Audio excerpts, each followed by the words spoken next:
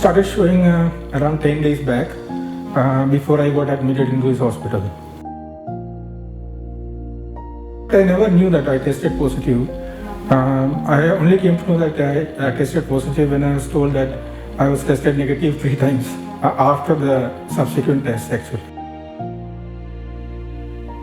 Oh, it was tough. It was tough being on a ventilator and unable to communicate. But having said that, you have a great team under Dr. Man. The ICU team is great. They were really helpful. They kept my tempo going, and they really helped me recover actually. I'm thankful to them. First of all, try not to contract the virus, and if you get contracted, and get the treatment immediately. If you have any other additional problems like diabetics or any other organ problems, better to get the treatment early than wait for something to happen. This hospital is really fantastic. I mean, especially the ICU team is great actually. They really took good care of me, and I'm very thankful to them for my life. Today I'm going to talk to you about one of our critically ill COVID-19 patient, Mr. Manouj. Mr. Manouj came to us about a month ago after he was sick for about 10 days. Apparently he visited several clinics where he was treated on outpatient basis. On arrival, Mr. Manouj was very sick. He arrived on the 3rd or the 4th of March, midnight time. We had to rush me and the intensivist from home to come and evaluate him. On arrival, Mr. Manouj was very sick. His oxygen level was very low. He was tachycardic and very exhausted. At that point, we elected to put him on mechanical ventilation. He was intubated, sedated and paralyzed and placed on mechanical ventilation. Evaluation at that point revealed severe pneumonia and finding and markers elevation, several markers elevation with lymphopenia, consistent with a severe case of COVID-19 infection. The patient was swabbed and started on conventional anti-COVID treatment. At that point, we did follow DHA guidelines as far the antiviral treatment and then empiric hydroxychloroquine treatment. Mr. Manouj was treated with hydroxychloroquine, Caletra, and favipiravir. His hospital course was eventful. His condition was up and down. He was on full and maximum ventilatory and oxygenation support. He was on 100% oxygen concentration for about 5 to 7 days. We were able to do some gradual weaning on the ventilator settings and the treatment.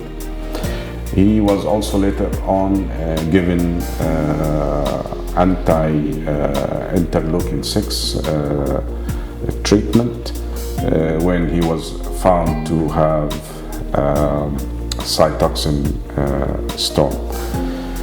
Mr. Manouj was on the ventilator for about 3 weeks. His chest X-ray started to show some improvement on the 3rd week. Hemodynamically and markers-wise, they showed slow improvement with our current treatment. He was maintained on antiviral treatment for about 14 days. He was given a trial of corticosteroid, but we had to stop it because of elevated blood sugar. Mr. Manoj risk factors was a long history of type 2 diabetes mellitus, which probably increased his risk of having further complication from the COVID-19 infection. Finally, we were able to get Mr. Manoj off the ventilator and wean him off almost all his current medication. He did very well overall. He was up in chair and then walking around with some assistant initially, and later on he was ambulating by himself without help. He was moved to a regular room, and preparation is ongoing now for him to be discharged home. Mr.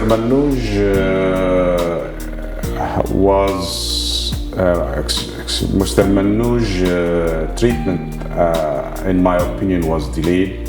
He was sick for about 10 days. Although he did seek medical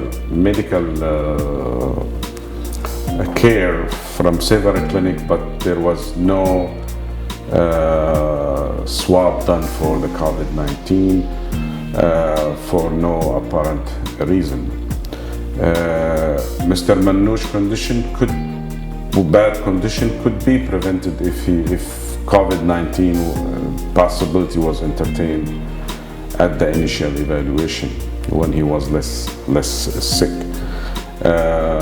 My message to all is to seek medical attention as soon as possible if you have any symptoms or signs suggestive of corona or COVID-19 infection. As we saw with Mr. Manoj, the delay in treatment had led to these consequences. Everybody should take care of their comorbidities, which means if they have diabetes, it should be under control, hypertension, cardiac disease, any chronic lung disease, it should be taken care.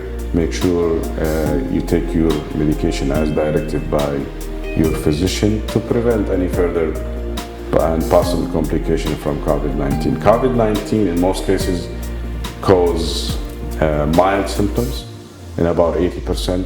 20% of the patient will have some complication, including lower respiratory tract infection, respiratory failure, renal failure, cardiomyopathy, or other complication. We all should be careful about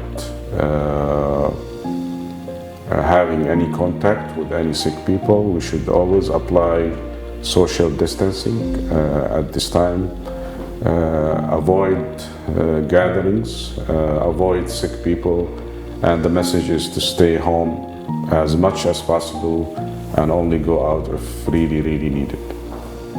Thank you very much. As we all know, we are currently battling the crisis of coronavirus, and I'm proud and happy to tell you that we at Emirates Hospital, Jumeirah, have been doing an excellent job in trying to take care of these cases. Our hospital is open 24/7.